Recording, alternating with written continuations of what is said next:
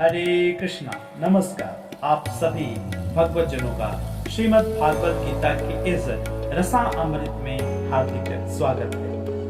आप लोगों की नित्य प्रतिदिन मिल रही प्रतिक्रियाएं, आपका आशीर्वाद और आपका अपार स्नेह निश्चित ही हमें मार्गदर्शन प्रदान करेगा। यह बड़े ही हर्ष का विषय है कि आप लोगों को यह सीरीज काफी पसंद है।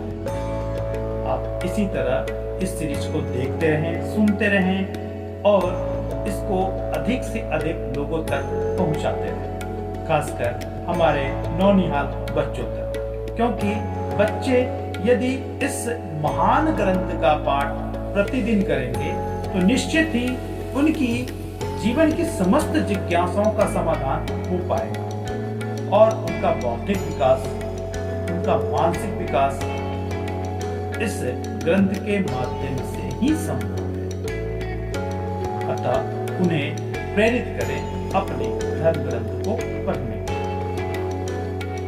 भगवत जनों, पिछले अंकों में आप लोगों ने 14 श्लोकों का उच्चारण, अर्थ तथा उसकी सुमधुर सचित्र व्याख्या सुनी, जिसमें मोहरूपी दुर्योधन ने सैन्य निरीक्षण के क्रम में पांडवों तथा अपने सेना नायकों के बारे में आचार्य ध्रुव को बताता।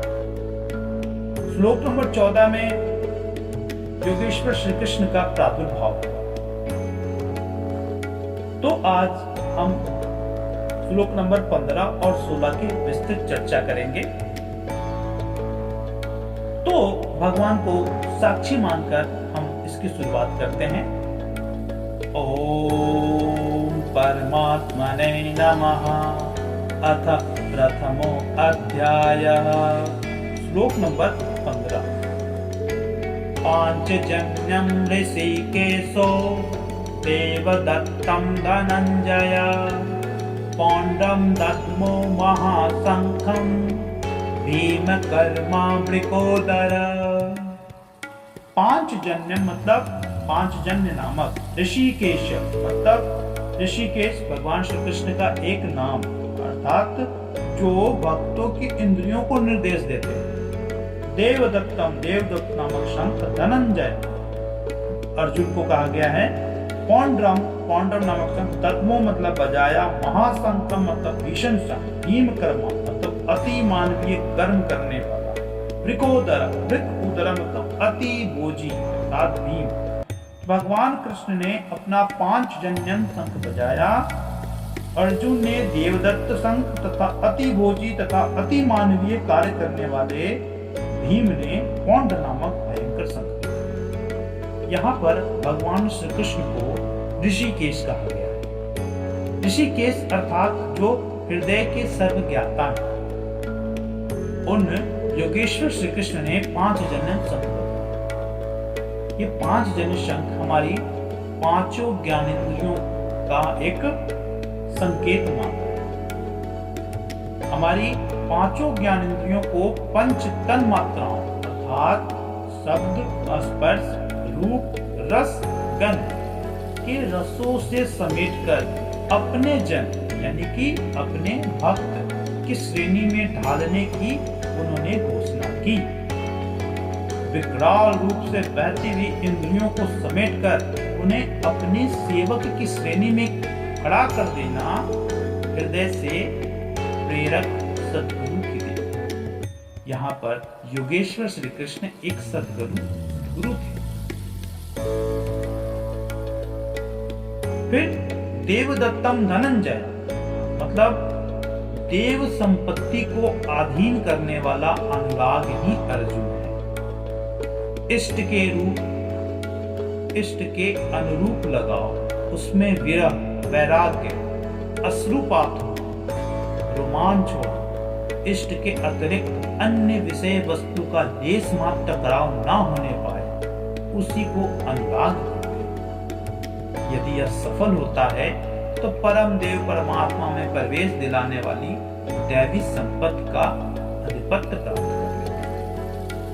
इसी का दूसरा नाम है धनंजय। उसी तरह भयानक कर्म वाले भीमसेन ने पौंड्रम अर्थात प्रीति नामक महाशंख बजाया। भाव का उद्गम और निवास स्थान हृदय, इसलिए इसका नाम वृकोदरा कहा गया है।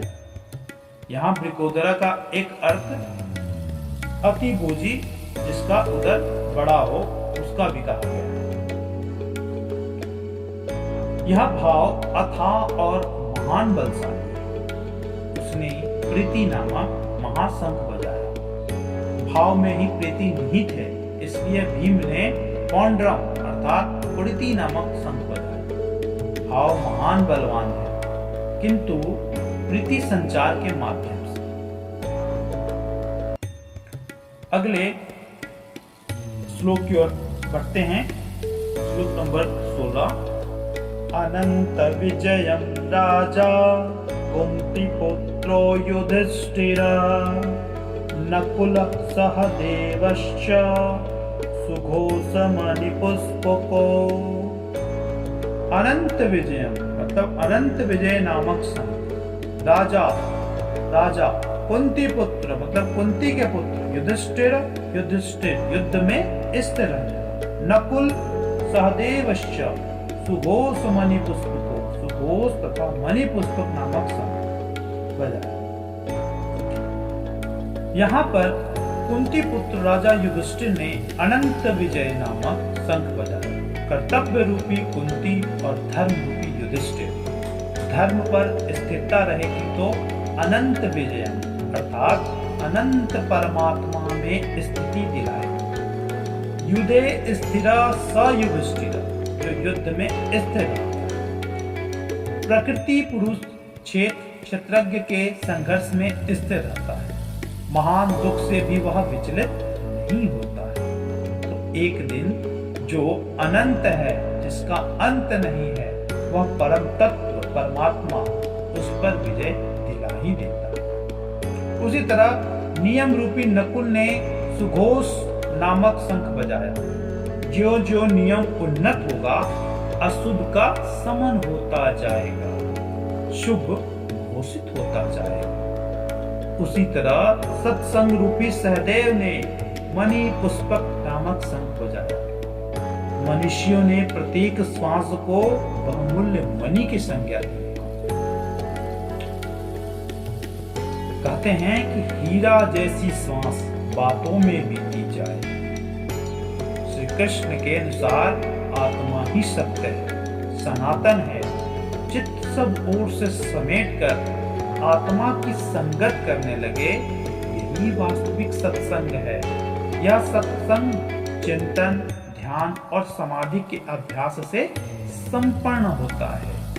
ज्यों ज्यों सत्य के सानिध्य में सूरत टिकती जाएगी, त्यों त्यों एक एक श्वास पर नियंत्रण मिलता जाएगा। मन सहित इंद्रियों का निरोध होगा।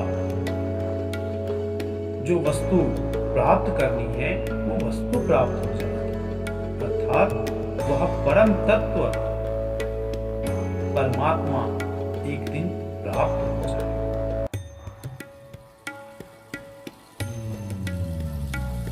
इसी तरह पांडवों ने अलग अलग शंख बजाकर अपनी सात्विक रूपी उद्घोषणा की।